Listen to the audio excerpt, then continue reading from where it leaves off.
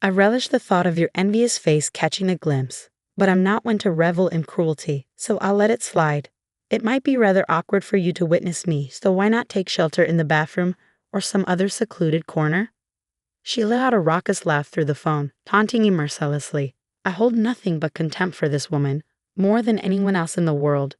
No, in the entire universe. 13 years ago, she stole my husband from me. Cutting ties would be a relief, but alas, fate has tied us together as biological sisters. After she abruptly ended the call, I held the phone to my ear for a moment, suppressing a small chuckle. My name is Ruth, a 37-year-old divorcee. My marriage crumbled within a mere 6 months, all thanks to the scheming actions of my own sister. I have an identical twin named Rachel. Our resemblance is uncanny, often leading even our closest friends to mistake us for one another. However, despite our similar appearances, our personalities couldn't be more different. I tend to be reserved, while Rachel is assertive and bold. I excelled in academics, while Rachel thrived in sports. Rachel has a habit of speaking her mind without filter, often criticizing even my choice of attire with remarks like, "How could you wear something so unstylish? People will think I lack style too because we're twins." That would be dreadful. Our tumultuous relationship isn't confined to our home. Rachel has a knack for stirring up trouble wherever she goes. During our school days, I frequently found myself harassed by girls from other schools because of her antics. "Hey, stop hitting on my boyfriend," she would shout, even when I had no idea who these girls were. "Not again, Rachel," I would sigh in exasperation. Rachel's penchant for snatching away anyone she fancied, regardless of their relationship status, only added fuel to the fire. While I blame the men too, Rachel's actions are particularly egregious. What's worse, she often loses interest in these conquests as quickly as she ensnares them, sometimes ending relationships in as little as a week. Rachel, you need to cease this foolishness. Have you ever considered the feelings of these other girls? And what about me? I'm suffering too, I once pleaded with her. Her response was dismissive, claiming that the jealousy of unattractive women was terrifying. As if her interference in my romantic life wasn't enough, she even had the audacity to belittle my boyfriend John. This man, John, is the same despicable ex-husband who callously discarded me 13 years ago. We became close while attending the same tutoring center, his quiet demeanor providing me solace in turbulent times. After graduating from the same university, we decided to tie the knot. Little did I know, just 6 months into our marriage, John would present me with divorce papers, uttering the words, "Please divorce me." I reached my breaking point, and I'm sure you know precisely why. Seated next to him was my sister, Rachel, her face smug with satisfaction. Taken aback, I stammered, I'm sorry, I don't understand. Did I do something wrong? I don't remember." Before I could finish, John slammed his fist on the desk, his voice booming. "Really? How dare you? You've been cheating on me. Can you still deny it after seeing this?" He thrust several pictures onto the desk, capturing a man and a woman entering a hotel together. To my shock, the images portrayed my sister, Rachel, entering a hotel with a man I didn't recognize. I couldn't comprehend what my ex-husband was accusing me of. No, this is Rachel. It's not me," I exclaimed. Rachel burst into tears, confessing, "I can't keep lying to you, John." John's expression softened as he turned to Rachel, thanking her for her honesty. I was left bewildered, unsure of what was happening. Then John directed his accusatory gaze back to me, launching into a fabricated tale that bordered on the absurd. According to him, I had been cheating on him, disguising myself as Rachel to deceive him. He had fully bought into this ludicrous narrative spun by my own sister. Furious, I responded to my ex-husband, "Are you serious, John? You've been with me for years, and you believe my sister, whom you've known for only a few months? Are you in your right mind? Are you an idiot?" My calm retort seemed to infuriate him further, leaving him only capable of glaring at me in response. To my astonishment, Rachel had the audacity to flirt with John. "Though you share the same face, your personalities couldn't be more different," she remarked, shamelessly attempting to charm him. "You're not charming at all." Rachel always listened to my grievances with a smile. She's so patient. I couldn't wrap my head around what I was hearing. Rachel's tears seemed so artificial, and behind them, I could sense her smug satisfaction. Rachel had always been a master at playing men, ever since our school days, but her targets had shifted with her career. Now she sought men of status and wealth. John, my ex-husband, who worked for a prominent corporation and hailed from a well-off family, fit her criteria perfectly. It dawned on me that she must have set her sights on him from the moment I introduced them at our wedding. My ex-husband had been completely taken in by my sister's deception. I never imagined that the man I had been with for so long could be so easily fooled. In that moment, any lingering feelings I had for him faded rapidly. You two are despicable. Do as you please, but never show your faces in front of me again, I declared, my voice trembling with suppressed emotion. Despite the tears threatening to spill, I managed to hold them back. Without hesitation, I filled out the divorce papers and tossed them at the two of them. I knew my sister's cunning too well. She and John probably hadn't consummated their relationship yet. Pursuing compensation from them would be a daunting task, but if it meant ridding myself of their presence, I didn't care about the money anymore. Upon returning to my parents' house, their fury at my sister's actions led them to disarm her. When questioned about her reaction, she brushed it off, saying, "Oh really? I don't care. But if you're having money trouble, they'll come begging to me." Okay, bye then, trivializing even her own parents' feelings. A friend later informed me that my ex-husband and my sister had tied the knot just 3 months later. I was left stunned, unable to even shed a tear. For 13 years since then, I had not laid eyes on my sister and her husband. Then, out of the blue, I received a call from an unknown number on my cell phone. Hello, Ruth. The voice on the other end greeted me, instantly recognizable. I couldn't fathom how she had the audacity to address me as Rachel. "I don't know how you have the nerve to call me Rachel," I spat out, incredulous. Rachel chuckled in response, her tone lacking any semblance of remorse. "Are you still holding a grudge? You're always so gloomy, Ruth. But anyway, I have a favor to ask," she continued, her words dripping with nonchalance. "I'm pregnant. Oh, and the father is John, whom you love so dearly. Haha. So I thought you could be the one to break the news to our parents about their first grandchild, since they won't listen to me." Her brazenness left me speechless. "What reason do you have to be so cheerful when you've been disowned?" I retorted, my frustration simmering beneath the surface. But Rachel simply laughed it off, as if my words were inconsequential. "How many years has it been?" 13 years, I believe. "You're probably still living alone in our parents' house, nursing your grudges," she taunted. "Well, I'll be the one to give them a grandchild instead of you." Rachel had always possessed a knack for getting under people's skin. "I'd love to witness your envy, but I'll spare you the sight. It would be too pitiful," she added, her laughter echoing through the phone. "It'll be awkward if you see me, so why don't you hide in the bathroom or something?" With that, she abruptly ended the call, leaving me to stew in silence.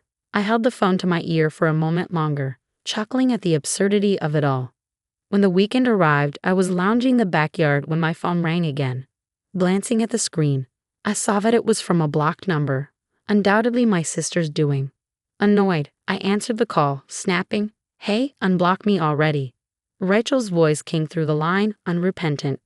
"What's wrong with blocking someone you don't want to hear from?" "That's what call blocking is for," she retorted casually. "Oh, but maybe you don't understand because you're stupid." I couldn't help but laugh sarcastically at her arrogance. Suddenly, I heard a crash on the other end of the line, indicating her irritation. "I've come all this way. Why is nobody home?" "I told you I'd come today, didn't I?" "Huh? You were serious." "I initially thought you were joking," I responded calmly to my younger sister's enraged and slightly shaky voice. It was apparent she was standing in front of our old house, the one none of us resided in anymore. Concerned about the potential disturbance she was causing, I swiftly provided her with my current address and hung up the phone. After about an hour, the doorbell chimed, and there stood Rachel and John, her sullen expression matching his. Without preamble, Rachel launched into her tirade. "You've got some nerve. And what is this place? Why on earth would someone like you be living in such a nice apartment?" Her eyes blazed with anger. Unfazed by her outburst, I calmly informed them that the neighbors wouldn't appreciate the commotion. Inviting them inside, I led Rachel to the room, where she seemed taken aback by its size. Suppressing a smirk, I gestured towards our mother, quietly observing from the couch. "Well, you said you had something to discuss. I don't mind at all. But if I'm in the way, should I hide in the bathroom or something?" I quipped sarcastically, eliciting a sharp retort from Rachel. Moving closer to our mother, Rachel nervously greeted her. "Hi, Mom. Long time no see. I'm pregnant, which is why we wanted to discuss if it's possible for John and me to stay here for a while." Suppressing a burst of laughter at her audacious request, I exclaimed, "Wait, you want me to live with you guys? No way. Have you forgotten what you did to me in the past? Absolutely not." But Rachel cut me off sharply, snapping, "Ruth, just shut up. This house is still under Dad's name, right? You can't even get remarried, and you're still leeching off our parents. How pathetic for a single woman like you." With a smug grin, Rachel declared, "Great job taking care of our folks. From now on, John and I will live here and take care of them. So can you leave? Oh, and where's Dad? Is he at work?" I had reached my limit, but it was our mother who spoke up first. With quiet solemnity, she informed us, "Dad's gone. He passed away." Those few words hung heavily in the air. My parents were always serious people, and despite my divorce 13 years ago, they had always apologized to me, even though it was Rachel's fault. My father, in particular, used to express regret, saying, "Maybe it was my fault for not raising her better. I'm sorry, Ruth. I'm really sorry." His depression deepened to the point where he found it difficult to continue working. At the time, both of my parents were in their early 50s, and we were surviving on my income and Mom's part-time job. A while later, my father was diagnosed with cancer and passed away 10 years ago. Just before he died, he made a request: "Don't tell Rachel anything. I don't think I'll make it to heaven if she comes to my funeral." True to his wishes, Mom and I didn't contact Rachel. We moved into our current house about 5 years ago.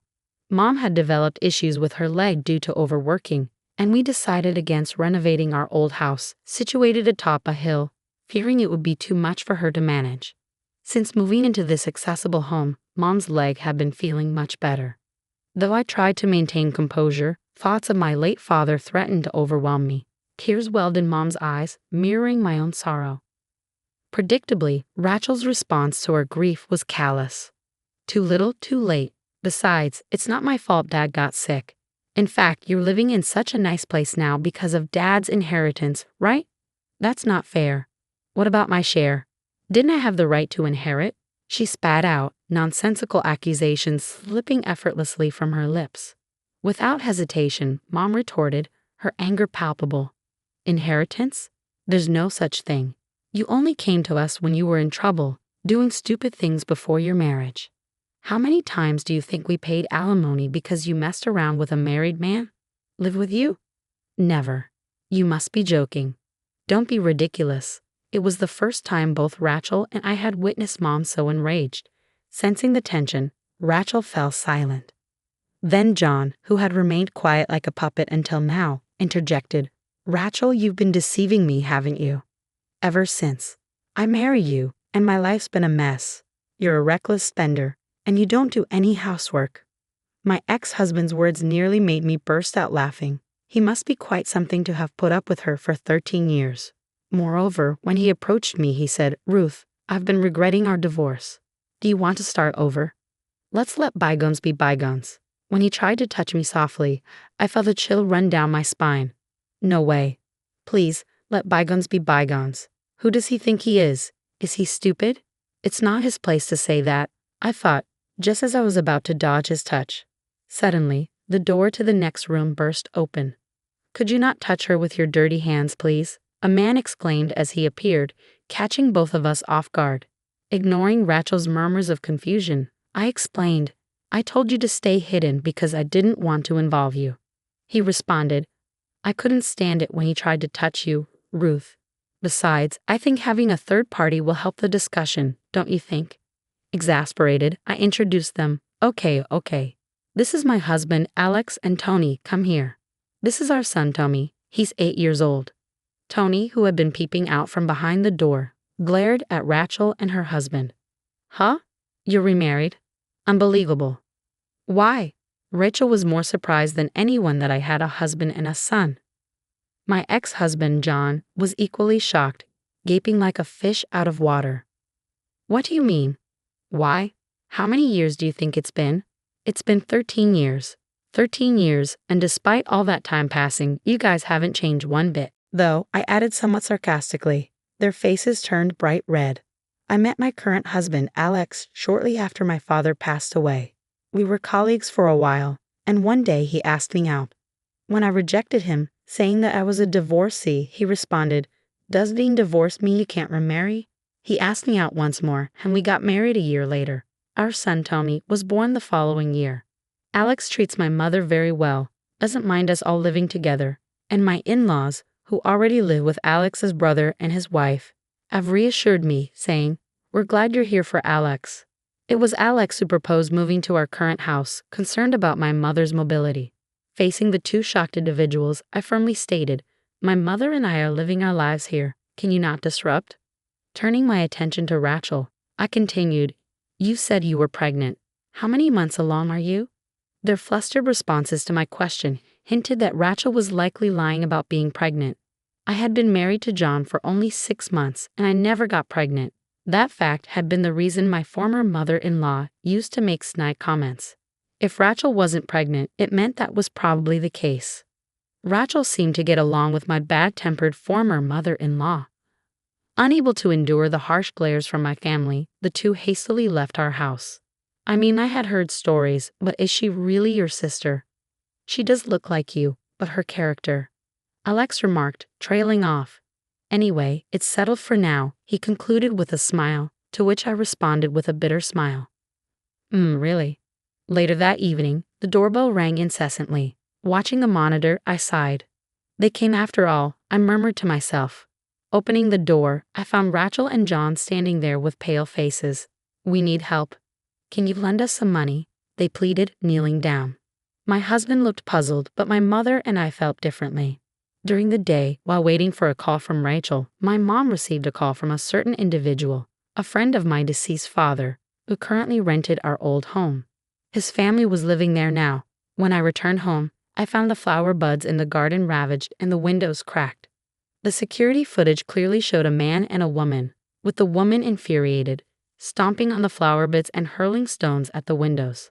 Of course, it was my enraged sister, Rachel. During a phone call with me, Mom had given Rachel's contact information to Dad's friend, and upon learning about Rachel's actions, he was furious. It seemed that in the damaged garden, there were rare flowers that were difficult to grow, and they asked for compensation. They seemed to be struggling financially to the point of having difficulty with housing, so I expected them to turn up again. But I never thought they'd show up that very day. I must admit, their audacity impressed me. "I can give you some money, but there's one condition," I stated firmly as I watched them trudge home with slumped shoulders. Despite myself, I couldn't help but laugh inwardly and think, "Serves you right." In their hands was a written pledge I had just made them sign. I had ensured they wrote in the pledge that they would never approach me again, in return for me taking responsibility for this incident. But Rachel is still my sister by blood. It's hard to completely cut ties with her. There may come a time when she'll use the power of the authorities to approach me. When that time comes, I'm prepared to fight using the audio recordings I secretly made 13 years ago. This time as evidence. Because you see, I have no intention of forgiving my sister and her husband anytime soon. Later, a friend told me that my ex-husband had immediately resigned from the big corporation after our divorce and started working as a staff member in a fortune-telling establishment run by my former mother-in-law. Because they were family, he was paid a high salary, and he and my sister seemed to have been living a life of luxury. However, a few months ago, my former mother-in-law suddenly passed away from illness, and my ex-husband, who had no talent for fortune-telling, took over as her successor. But the establishment quickly closed down. In their desperation, the couple claimed, "This is a bracelet that our late mother lovingly made," and targeted the people who had faith in my former mother-in-law. However, a whistleblower exposed their lies, and the victims formed a group. The victims began flocking to the establishment every day, and my sister, who no longer had a place to live and work, came to ask for my help. I was so irritated by their audacity. However, seeing that the police have started moving, it's probably only a matter of time before the two of them are held accountable for their crimes. After that, we moved again. The reason was my husband Alex's job transfer. "Can I really come along?" Mom asked apologetically, to which Alex, my husband, responded with a chuckle. "What are you talking about? You're an important part of our family, Mother. Even if you resist, I'll carry you over my shoulder and take you along, okay?" Upon hearing Alex's light-hearted joke, Mom let out tears of gratitude. "Grandma, you're crying again. Here, have a Kleenex." Tommy, serving his emotional grandmother, was concerned but still smiled. As I watched my family, I felt a wave of gratitude for the happiness I felt.